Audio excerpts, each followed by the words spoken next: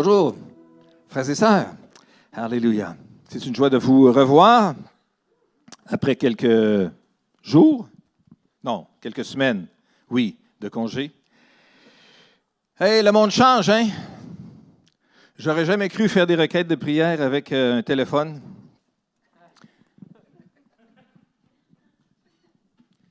Voyez-vous, je suis né dans une époque où est-ce que les téléphones étaient noirs, branchés sur le mur ou c'est ça, sur une table à quelque part, là, proche de la cuisine, ou entre la cuisine puis le salon, et puis à roulette, c'est ça, ça servait à téléphoner. On fait toutes sortes d'affaires aujourd'hui avec les téléphones, dont notamment peut-être téléphoner, mais toutes sortes de choses, mais aussi des requêtes de prière. Ben oui, je suis de l'époque des billets roses et des billets bleus. Si vous ne comprenez rien de ce que je veux dire, c'est parce que c'est ça, vous êtes d'une époque plus récente. C'est correct, c'est bien, pas de problème. Tout évolue, mais Dieu est encore le même. Amen. Jésus-Christ est le même hier, aujourd'hui, éternellement. Lui, il n'a pas changé. Il était là bien avant les billets roses et les billets bleus. Il sera là bien après les téléphones intelligents qu'on a là et puis les autres versions qui naîtront dans l'avenir. Mais il ne change pas. Et ça, c'est le privilège que nous avons de pouvoir venir à lui. Alors, ce matin, j'aimerais juste aborder la question, une question. En fait, on aborde pendant cet été une question pour toi. Et ce matin, on va examiner une question que Jésus a posée. Parce que Jésus posait des questions aussi. Et cette question que Jésus a posée, bien, elle pourrait bien nous être adressée à chacun de nous. Et c'est ça, dans le fond, la réflexion que j'aimerais qu'on puisse faire aujourd'hui. Réfléchir à cette question que Jésus a posée à cet individu-là il y a déjà des centaines, pas des centaines de milliers, mais des milliers d'années. Une question pour nous faire réfléchir. Une question qui, dans notre texte, a d'abord été adressée à un mendiant, à quelqu'un qui était aveugle, et vous aurez reconnu peut-être le personnage de Bartimée. Dans l'Évangile de Marc, au chapitre 10, nous lisons à partir du verset 46 le texte suivant. Ils arrivèrent à Jéricho.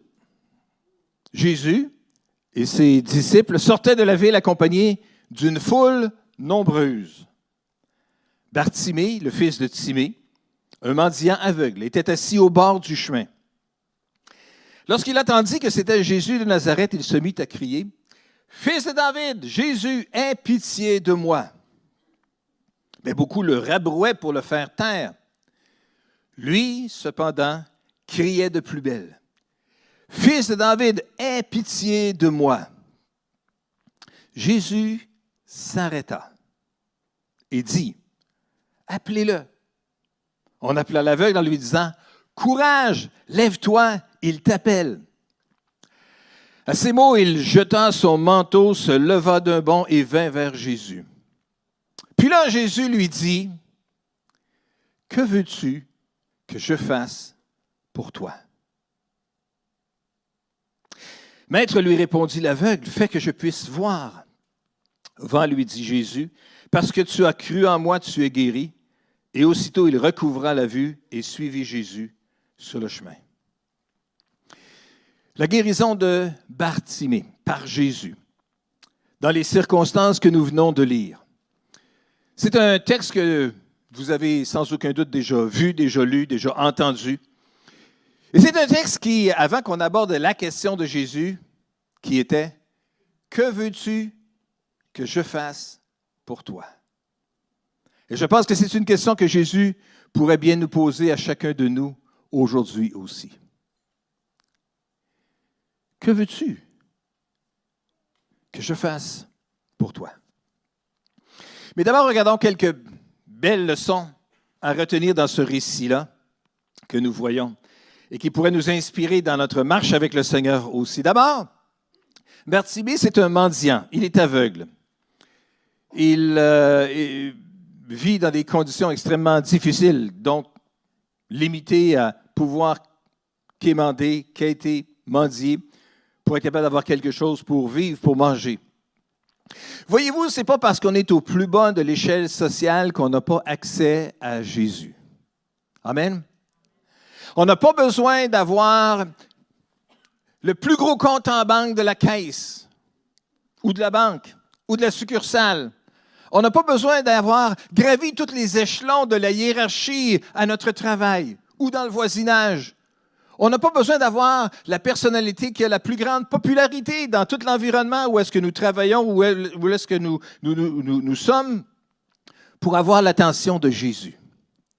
Bartimée était mendiant. Il était aveugle. Il était comme rejeté, mis de côté par la société de son époque parce que pas capable de travailler et d'occuper une fonction, disons, utile pour la société, comme les gens auraient pu le dire à ce moment-là. Mais ce n'est pas parce qu'on est à l'extérieur de tout cela, ce n'est pas parce qu'on a nos limites, ce n'est pas parce qu'on est à l'extrême limite qu'on n'a presque plus rien devant nous autres que ça veut dire qu'on n'a pas l'attention de Jésus.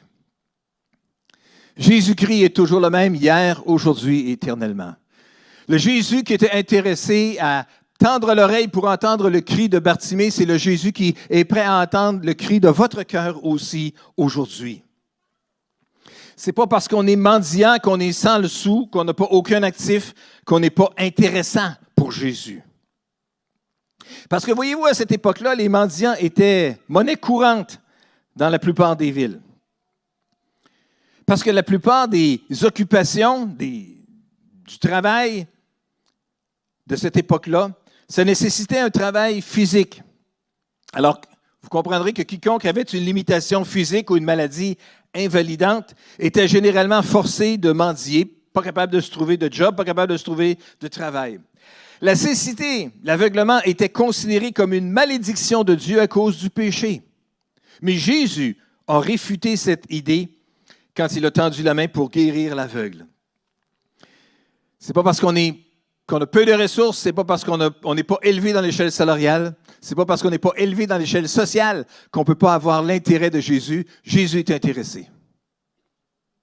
Est-ce que vous l'entendez aujourd'hui? Jésus est intéressé. Jésus est intéressé par vous.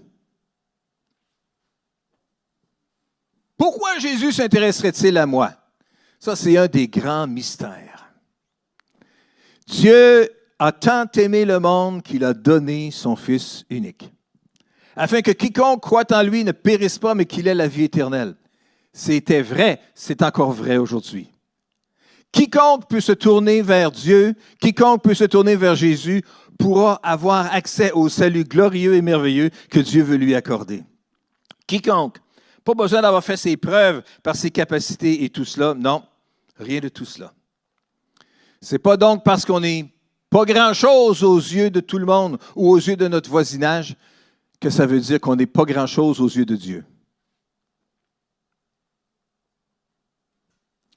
Peut-être que bien des gens vous ont dit que vous n'étiez pas grand-chose ou que vous ne valez pas grand-chose. Pire, peut-être que dans votre enfance, vous avez entendu des paroles comme ça, qui vous ont touché, qui vous ont blessé, qui vous ont fait de la peine à l'époque. Mais aujourd'hui, ce n'est pas juste une question de faire de la peine, c'est une question qui vous empêche de pouvoir avancer en avant. Parce que tout le temps, il y a cette vieille voix-là, petite, qui revient en arrière, puis qui vous dit que vous allez manquer votre coup encore une fois parce que vous n'êtes pas utile, parce que vous n'êtes pas bon. Est-ce que je peux juste vous dire ce matin que Dieu ne pense pas ça du tout de vous? Bartimée pouvait aussi avoir entendu des paroles semblables dans son enfance. S'il est né aveugle, on ne le sait pas. On ne sait pas combien de temps que ça a duré, sa cécité. Mais s'il était né comme ça, peut-être qu'il avait entendu aussi dès son enfance, « Hey, tu ne pourras pas faire rien d'utile parce que tu n'es pas capable de voir. Tu ne pourras pas être capable de gagner ta vie, tu ne pourras pas te marier, tu ne pourras pas avoir des enfants, tu ne pourras pas être capable de faire une vie normale parce que tu as ces limitations-là. » Mais lorsque Jésus a passé par là, Bartimée a eu l'audace de lever la voix et de crier, et Jésus a été capable d'être saisi par l'audace de cette personne-là. Voyez-vous, ce n'est pas parce qu'on est mendiant, qu'on est sans le sou, qu'on est sans actif, qu'on n'est pas intéressant pour Jésus. Aujourd'hui, on parle de lui encore. Combien de personnes importantes de son époque de qui on ne parlera jamais? Le maire du village, le maire de la ville, si je me rappelle bien, il était à Jéricho, c'est ça, oui.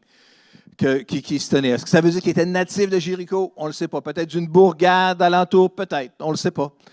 Qui étaient les personnages importants de cette époque-là? Tout le monde à cette époque-là connaissait qui étaient les personnages importants de son village, de sa région. Mais aujourd'hui, ce n'est pas de ces personnes-là que nous parlons. Aujourd'hui, c'est de Bartimée que nous parlons. Le pas grand-chose, le insignifiant. Parce qu'à cause de son audace, à cause de son courage, à cause de sa détermination, il a su attirer l'attention de Jésus. Donc aujourd'hui, laissez plus jamais le diable ou personne d'autre vous dire que vous n'avez pas de valeur. Vous avez beaucoup de valeur devant Dieu. Et vous êtes capable d'attirer l'attention de Jésus. Et si simplement, comme Bartimée, vous pouvez avoir une portion de la détermination qu'il avait, vous saurez aussi être capable de pouvoir attirer l'attention de Jésus et le voir intervenir dans votre vie. Et je sais que c'est ce qu'il veut faire dans chacune de nos vies aujourd'hui. C'est pas parce que, donc, on est sans le sou, sans aucune ressource, qu'on n'est pas intéressant pour Jésus. C'est pas parce qu'une foule nombreuse entoure Jésus qu'on ne peut pas attirer l'attention de Jésus. Comme je l'ai mentionné, il s'agit de crier et il s'agit de crier fort. Nous ne savons pas combien de temps Bartimée était aveugle. Mais il lui a fallu qu'un instant pour décider d'appeler Jésus à l'aide. Jésus avait rencontré beaucoup de personnes qui étaient spirituellement aveugles. Des gens avec une belle position, des dirigeants religieux, des membres de sa famille même, des gens dans la foule. Mais à toutes ces personnes-là, même si leurs yeux allaient bien, ils ne pouvaient pas voir la vérité sur Jésus. Mais l'aveugle Bartimée a entendu la rumeur de la venue de Jésus et lui, il s'est écrié avec ardeur. « Jésus, fils de David, aie pitié de moi. » En venant à Jésus, nous avons besoin de son audace ou d'une parcelle de son audace, parce que nous devons surmonter nos réticences ou nos doutes et faire le pas de faire appel à lui. Voyez-vous, Bartimée n'avait pas vu les miracles que Jésus avait accomplis, mais il a été capable de répondre avec foi sur ce qu'il entendait de Jésus. Et peut-être que vous aussi, vous n'avez pas vu des miracles de Jésus dans votre vie. Mais vous en avez entendu parler. Vous avez lu ces histoires. Nous aussi, nous avons entendu Jésus qui était décrit dans les évangiles. Alors, on peut crier à lui et lui demander son secours et espérer avoir une intervention de sa part. Ce n'est pas parce qu'il y avait une foule nombreuse qui empêchait ou qui entourait Jésus et qui remplissait l'espace sonore que ça empêchait Bartimée de pouvoir toucher Jésus. Et ça nous dit dans le texte, au verset 48, que beaucoup le rabrouaient pour le faire taire. Il y avait beaucoup de personnes autour qui essayaient de le rabrouer pour le faire taire parce que ça dérangeait. Moi, j'aimerais juste vous dire aujourd'hui, ce n'est pas parce que certains voudraient nous faire taire qu'on devrait arrêter de s'adresser à Jésus. Et il y a beaucoup de voix qui pourraient essayer de nous faire taire aussi. Le monde dans lequel on vit et toutes les distractions que le monde nous présente pourraient aussi nous repousser ou mettre de la distance entre nous et Jésus. Mais on n'a pas besoin de laisser le monde et ses distractions nous empêcher de nous approcher de Jésus. Mes amis, malgré le monde et ses distractions, nous pouvons continuer à nous approcher de Jésus. Nous pouvons lever la voix et dire, Jésus, viens donc m'aider dans cette situation-là. Tu vois à quel point je suis distrait par toutes sortes de choses qui sont autour de moi, toutes sortes de préoccupations qui sont autour de moi. Viens m'aider, viens me secourir. Mais il n'y a pas juste le monde qui peut nous empêcher de nous approcher de Jésus. Notre être naturel, notre tendance à la paresse ou à la facilité pourrait aussi nous éloigner de Jésus, se dresser entre nous et le Sauveur. Et vous le savez, parce que vous vivez dans le même monde que moi, parce que vous partagez la même expérience physique que moi. Vous aussi, vous le savez comment il y a tout plein de choses qu'à un moment donné, une petite négligence ici, puis une petite négligence là, finit par devenir une grosse négligence. Quand bien même qu'il y aurait des voix comme ça, la voix de votre être naturel qui essaierait de vous empêcher de vous approcher de Jésus, moi, je veux juste vous dire, vous pouvez continuer à crier malgré ça. Et vous saurez avoir l'attention de Jésus pour cela.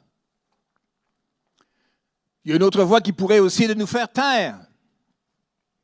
Le diable aimerait bien nous empêcher de nous approcher de Jésus, ça c'est clair. Notre ennemi, le diable qui va amener des tentations à gauche et à droite dans toutes sortes de domaines. Ou le diable qui, si ce n'est pas avec les tentations qui est capable de nous empêcher de venir vers Jésus, pourrait certainement nous accuser. Tu n'es pas assez une bonne personne. Pourquoi Jésus s'intéresserait-il à toi? Tu n'as pas été fidèle dans ce que tu avais promis à Jésus. Tu n'as pas été si régulier dans ta vie de prière. Tu n'as pas lu ta Bible tous les jours cette semaine. Puis là, ils mettent de la culpabilité, puis de la culpabilité, puis de la culpabilité, puis on écrase en dessous de ça, puis finalement on se dit, à quoi bon est-ce que j'oserais lever la voix? Est-ce que je vais intéresser Jésus? Hey, c'est pas parce qu'il y a des voix qui voudraient vous empêcher de crier vers Jésus que ça voudrait dire qu'on devrait écouter ces voix-là. Ce que Bartimée a fait, même s'il y avait des voix qui s'élevaient pour l'empêcher de crier, il a crié encore plus fort. Et moi, je veux juste vous dire, si vous êtes victime des attaques du diable, ou si vous êtes victime de ce que votre propre chair ou de votre être naturel essaye de vous imposer, oh, tu es trop fatigué pour prier aujourd'hui. Dieu n'est pas intéressé par toi. Tu es tellement insignifiant dans le monde spirituel. Pourquoi est-ce que Jésus s'intéresserait à toi? Je veux juste vous dire que malgré que ces voix-là pourraient vous attaquer puis que vous êtes une victime de ça, vous avez le droit de crier encore plus fort. Et savez-vous quoi? Jésus va vous entendre. Quand on a suffisamment de détermination et qu'on poursuit, on peut attirer l'attention de Jésus. Et la Bible nous dit que dans ce passage-là, alors qu'il a crié encore plus fort, alors que les voix s'élevaient, la Bible nous dit que Jésus s'arrêta, au verset 49. Jésus s'arrêta. Alors que Jésus se dirigeait avec ses disciples, il y avait une destination claire. Il y avait un moment où est-ce qu'il devait se rendre, des personnes qu'il devait rencontrer, ou un discours à adresser, je ne sais pas. Mais alors que Jésus était occupé à faire ces choses qu'il avait à faire, il y avait ce Bartimée qui était là. Et Bartimée a tellement crié, Bartimée a tellement attiré son attention que Jésus s'est arrêté. Avez-vous déjà réussi à arrêter Jésus? Pensez à ça juste une minute. Jésus, Fils de Dieu, Fils éternel de Dieu, Tout-Puissant, Créateur des cieux et de la terre. La terre tourne sur elle-même à une certaine vitesse que j'ignore. Je ne sais pas combien de centaines de kilomètres à l'heure que ça tourne, mais la terre tourne sur elle-même. Essayez donc d'arrêter la terre pour le fun. Bien là, on se débrouille pas pire de ce temps-ci, depuis une couple de centaines d'années, en polluant et tout ça. On finit par dérégler pas mal toutes sortes de choses sur la terre, mais je ne pense pas qu'on a réussi à ralentir encore la terre de tourner. Puis savez-vous quoi? C'est une petite bonne chose, hein? Parce que si elle tourne moins vite, on va retirer encore plus vite. On ne veut pas arrêter la terre. Mais on peut s'imaginer, vous puis moi, qu'on n'est pas capable d'arrêter la terre. La terre, c'est évident, c'est tellement trop grand. Hey, si vous puis moi, on n'est pas capable d'arrêter la terre, pensez-vous qu'on est capable d'arrêter le Fils éternel de Dieu? Qui était là lors de la création, puis pas juste de la petite Terre, la petite planète bleue dans le système solaire, à travers la grande galaxie, à travers les milliers, les milliards de galaxies qu'il peut y avoir. Voyons donc. Le Fils éternel de Dieu, est-ce qu'on est capable de l'arrêter? Bien, Bartimée a réussi à faire arrêter Jésus. Si Bartimée peut faire ça, mes amis, ça veut dire que quand on crie à Jésus, il écoute. Son cœur est attiré par la personne qui crie à son aide, à son secours. Et je ne sais pas dans quelle situation vous vous trouvez. Je ne sais pas qu'est-ce que c'est votre besoin aujourd'hui. Mais ce que je peux vous dire, c'est que Jésus est capable d'intervenir en votre faveur. Si seulement on faisait preuve d'un tout petit peu de détermination comme Bartimée. Si simplement on laissait le Saint-Esprit réanimer notre cœur aujourd'hui pour à nouveau oser lever notre voix et crier vers lui. On n'a peut-être jamais réussi à arrêter Jésus ou à attirer son attention comme Bartimée, mais nous pouvons certainement essayer de le faire. Et je veux juste vous encourager aujourd'hui. Pourquoi ne pas recommencer ce matin à crier à Jésus?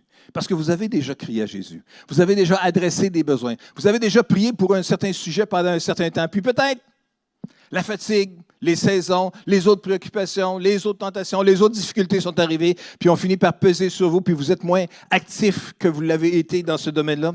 Pourquoi ne pas recommencer ce matin? Après que les voix ont essayé de vous éteindre, pourquoi ne pas commencer à crier encore plus fort que ces voix-là qui veulent vous empêcher d'attirer l'attention de Jésus? C'est des leçons inspirantes que nous avons pour notre vie spirituelle.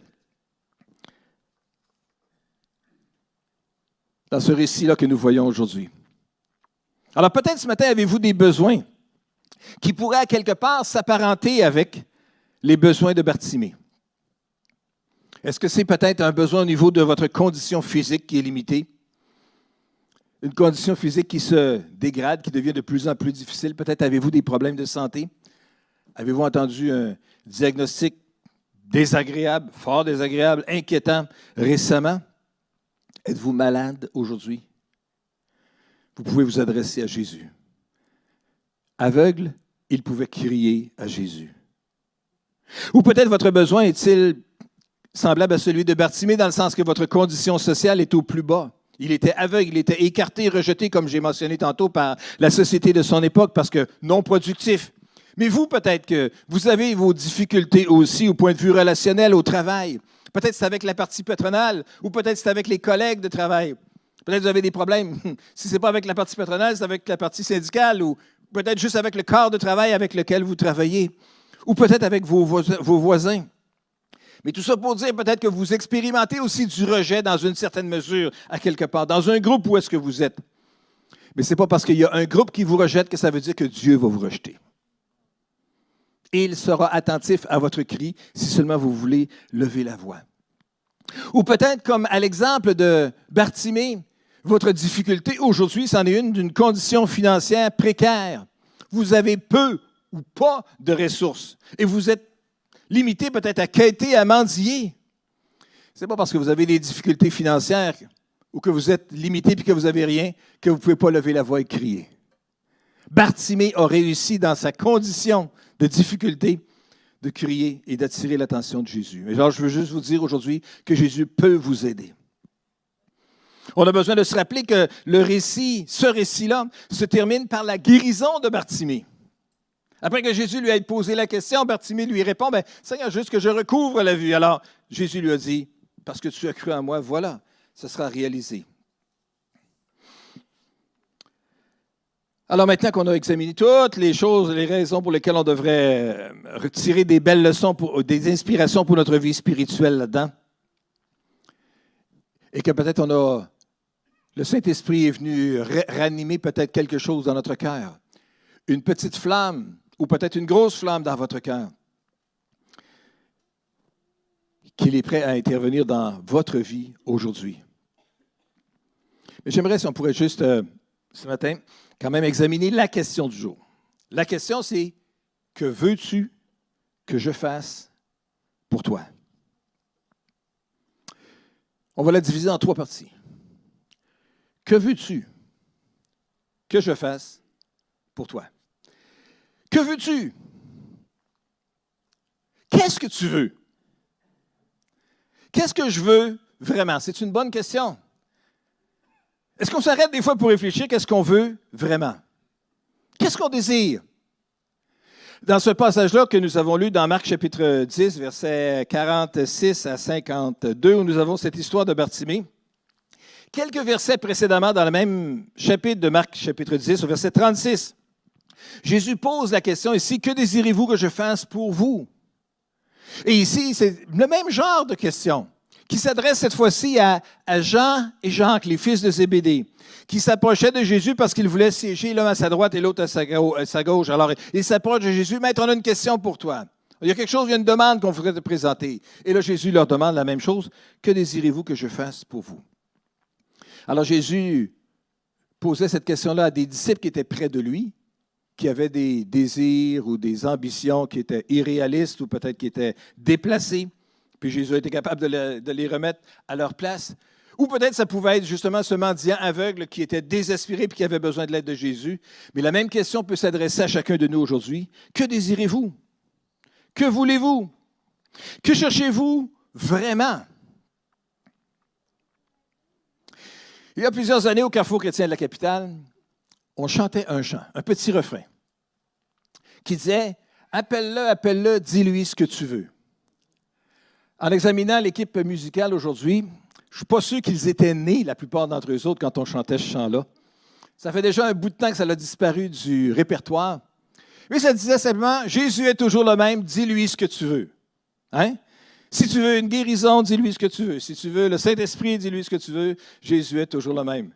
Et savez-vous quoi? Quand vous allez faire le devoir que Christian nous a suggéré qu'on devrait faire cette semaine en allant prendre une marche dans le bois quelque part, chantez-le donc. Des écureuils peut-être s'en rappelleront. Est-ce qu'on sait ce qu'on veut? Dis-lui ce que tu veux. Est-ce qu'on sait ce qu'on veut vraiment? Est-ce qu'on est capable d'exprimer ce qu'on veut vraiment? Un bébé pleure quelque part, inconsolable. Alors la question qu'on se pose, c'est qu'est-ce qu'il veut? Il veut quelque chose, mais quoi? Le bébé pleure. Ah, il a faim, il veut de la nourriture. Peut-être. On lui donne de la nourriture. Le bébé continue à pleurer. Qu'est-ce qu'on fait? Ah, il a soif, il a besoin de boire. Il a besoin de lait, peut-être. Il continue à pleurer. Qu'est-ce qu'on fait? Ah, c'est peut-être la couche. Il faut faire un examen olfactif pour vérifier. Ou avec la vue, puis, si correction nécessaire, on corrige. Change la couche. Bébé pleure encore. Qu'est-ce qu'il veut? Il pleure. Tout ce qu'il fait, il exprime, il pleure. Ah, c'est peut-être parce qu'il fait-tu de la fièvre? C'est-tu une dent qui essaye de pousser? Une dent. Hey, ça peut créer tout un tumulte dans une maison à toutes les heures de la nuit, ça. Une dent. Et tous les parents qui l'ont expérimenté le savent. Et les autres le verront dans l'avenir. OK, s'il n'y a pas de dents qui poussent, il n'y a pas rien, puis quand on pèse sur ses gencives, c'est pas ça. Le bébé pleure encore, c'est quoi? Est-ce que c'est un problème de digestion? C'est-tu parce qu'il y a des coliques? Est-ce que c'est parce qu'il a peur? Ah, il a entendu les voisins qui se chicanaient puis il a eu peur, peut-être, on ne sait pas, hein? Il a besoin d'être rassuré. Ce que le bébé est en train de nous dire, c'est qu'il a un inconfort. Ça, c'est certain. Mais c'est quoi l'inconfort? Qu'est-ce qu'il veut au juste? Et je n'ai pas la réponse aujourd'hui à quels sont tous les besoins des bébés, là, parce qu'ils sont tout à fait différents. Mais je veux juste attirer votre attention que des fois, on pleure comme un bébé aussi. On n'est pas bien. On est inconfortable. Mais est-ce qu'on sait qu'est-ce que c'est notre besoin? Qu'est-ce qu'on veut? Qu'est-ce qu'on veut vraiment? On est inconfortable dans notre relation avec Dieu, mais qu'est-ce qu'on a besoin? Peut-être qu'on a besoin du salut, peut-être qu'on a besoin d'expérimenter la nouvelle naissance, une relation personnelle avec Dieu et expérimenter soudainement une paix surnaturelle qui dépasse toute intelligence, qui va enlever l'inconfort et au contraire, va la remplacer par une grande chaleur réconfortante. Est-ce que c'est du salut qu'on a besoin? Est-ce que c'est de la guérison dont on a besoin? Est-ce qu'on a besoin de se sentir protégé, peut-être dans un environnement hostile? Où est-ce qu'on est? Dis-lui ce que tu veux. Dis-lui ce que tu veux. Oh, ce matin, il y avait une requête de prière. Une personne demandait qu'on prie pour qu'elle puisse être remplie du Saint-Esprit et expérimenter le baptême du Saint-Esprit. Amen, que Dieu puisse répandre la puissance de son Esprit sur chacun d'entre nous. Disons-lui ce qu'on veut. Peut-être avons-nous besoin ce matin d'un renouvellement dans notre vie spirituelle. Peut-être avons-nous besoin d'un rafraîchissement, d'une nouvelle fraîcheur dans notre vie spirituelle. Disons-lui ce qu'on veut. Un autre vieux cantique disait, non pas « dis-lui ce que tu veux », mais disait « Tu connais mieux que moi-même tous les besoins de mon cœur. Et pour mon bonheur suprême, tu peux me rendre vainqueur. » Et ça, c'était « Oui, prends tout, Seigneur. Hein? Oui, prends tout, Seigneur. » Appelle-le, moi je vous dis, appelle-le, dis-lui ce que tu veux. Mais peut-être il faut juste savoir qu'est-ce qu'on veut. Alors Jésus pose la question donc à Bartimée, il nous la pose aujourd'hui. Que veux-tu? Deuxièmement, que veux-tu que je fasse? Que veux-tu que je fasse? Ce qui pose une deuxième question. Est-ce qu'on croit que Dieu peut le faire? Est-ce qu'on croit que ce qui est notre inconfort, ce qu'on a identifié et qu'on est capable de mettre un mot dessus, est-ce qu'on croit que Jésus peut le faire? Si oui, quelle place est-on disposé à faire dans notre cœur pour laisser de la place à Dieu pour qu'il agisse dans notre vie? Ça, c'est une autre question. Est-ce que tu veux que je le fasse? Oh, humainement, on est tellement naturellement porté à tout le temps vouloir se débrouiller nous autres mêmes. Je vais m'arranger, je suis correct. Je vais être correct. Je vais être correct. Ben, Bartimée savait, lui, qu'il n'était plus correct. Bartimée savait, lui, qui était au bout de ses ressources et qu'il y avait là quelqu'un qui était capable d'intervenir à sa faveur. Et il a fait appel à lui et Dieu est intervenu. Quelle mesure est-ce que je suis prêt à prendre pour que Dieu le fasse dans ma vie? Combien de temps est-ce que je lui donne? Qu'est-ce que tu veux que je fasse? Combien de temps est-ce que je vais donner à Dieu pour intervenir? Seigneur, je te prie, il faut que ça se règle dans les 60 prochaines secondes. C'est de même? Entre vous et moi, devrait-on traiter le Créateur de l'univers de cette façon-là? Je pense qu'on devrait juste humblement présenter notre besoin, puis après ça, juste attendre. Hein? Combien d'espace sommes-nous prêts à faire à Dieu dans notre vie? Est-ce que Dieu pourrait le faire? Est-ce qu'il en a les capacités? On n'a pas le verset à l'écran, mais j'aimerais juste vous rappeler, si vous prenez des notes, dans Éphésiens chapitre 3, versets 20 à 21. Éphésiens 3, 20 à 21 nous dit ceci.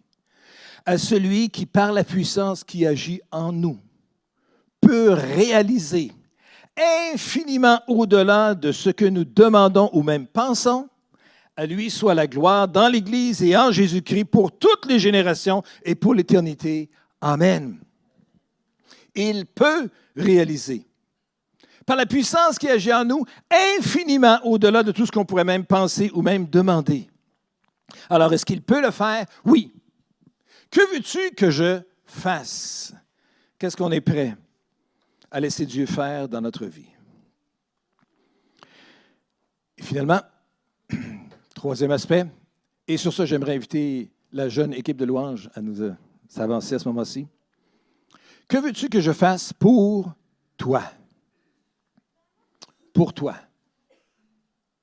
Que veux-tu que je fasse pour toi? Et je pense que Jésus pourrait adresser la même parole à chacun d'entre nous aujourd'hui. Que veux-tu que je fasse pour toi? Amen. Alors qu'il le fasse. Que veux-tu que je fasse pour toi? Je pense à toutes sortes de choses, toutes sortes de besoins. Je voudrais que Jésus fasse quelque chose pour M. Négréa, qu'il puisse être capable de voir de nouveau. Mais je pense à toutes sortes de besoins autour de moi aussi. Autour de moi, le monde. Je voudrais que Dieu intervienne dans la situation troublée en Afghanistan. Et pas juste là, pendant le temps que les derniers Occidentaux j'aimerais recouvrir la voie peut-être, ça serait une bonne idée. Non, je ne veux pas juste que Dieu intervienne pour soulager les derniers départs des Occidentaux de l'aéroport de Kaboul, mais qu'est-ce qui va se produire dans la société afghane après? Je voudrais que Dieu fasse quelque chose. J'aimerais que Dieu puisse intervenir dans notre situation, dans notre pays. J'aimerais que Dieu fasse des choses ici au Québec. J'aimerais bien que plusieurs éléments de la société puissent être capables de continuer à bien se développer au Québec. Je peux voir toutes sortes de besoins dans l'Église. Il y a 2-3 personnes qui sont sur le coup déjà en train d'essayer de chercher de l'eau pour le pauvre prédicateur qui est en train de perdre ses cordes vocales. Pour moi, il est trop vieux, hein? C'est ça. Ça fait trop longtemps qu'il prêche. Ah, je vois une aide de secours qui approche. Oh, ça, c'est des bonbons. Ça, c'est... Ah, merci beaucoup. Hey, de l'eau, des bonbons. Dis-lui ce que tu veux. Dis-lui ce que tu veux. Ce que tu veux. Alors, que veux-tu que je fasse pour toi? Je vais finir de boire mon verre d'eau, puis ça va s'améliorer. Alors, on peut avoir toutes sortes de... Je peux imaginer toutes sortes de besoins. Bon, là, ça va tellement vous distraire que je suis aussi bien de le boire. Hein? Dis donc bonjour à votre voisin, puis dites comment vous êtes heureux qu'il soit là ce matin. Là.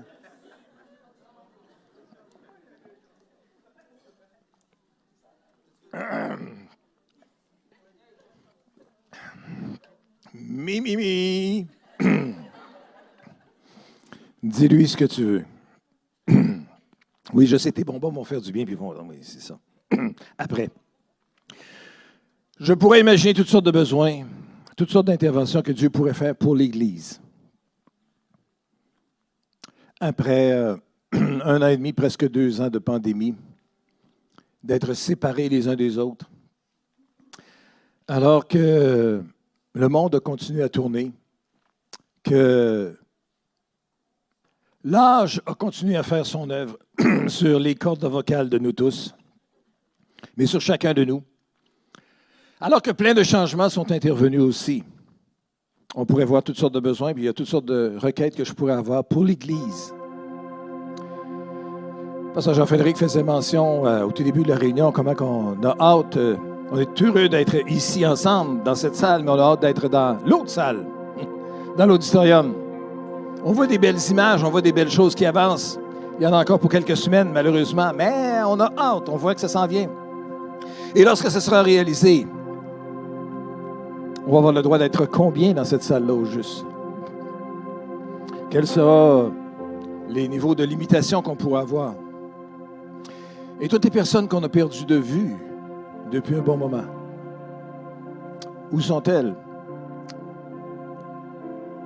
Ah, il y a bien des choses que je pourrais imaginer que qu'est-ce que Jésus pourrait faire pour l'Église, pour la ville, avec toutes sortes de besoins. Mais la vraie question que Jésus nous pose à chacun de nous aujourd'hui, c'est pas qu'est-ce que tu veux que je fasse pour le monde, qu'est-ce que tu veux que je fasse pour la ville, qu'est-ce que tu veux que je fasse pour le Québec, qu'est-ce que tu veux que je fasse pour l'Église. Que veux-tu que je fasse pour toi, personnellement? Que veux-tu que je fasse pour toi? Cela semble être une question étrange à poser à un aveugle.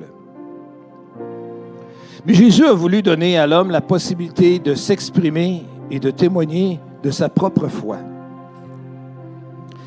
Qu'est-ce qu'il croyait vraiment que Jésus pouvait faire pour lui? Et ce matin, alors que l'équipe de louange va nous conduire dans un chant, j'aimerais juste si on pouvait prendre un moment encore une fois pour prier ensemble.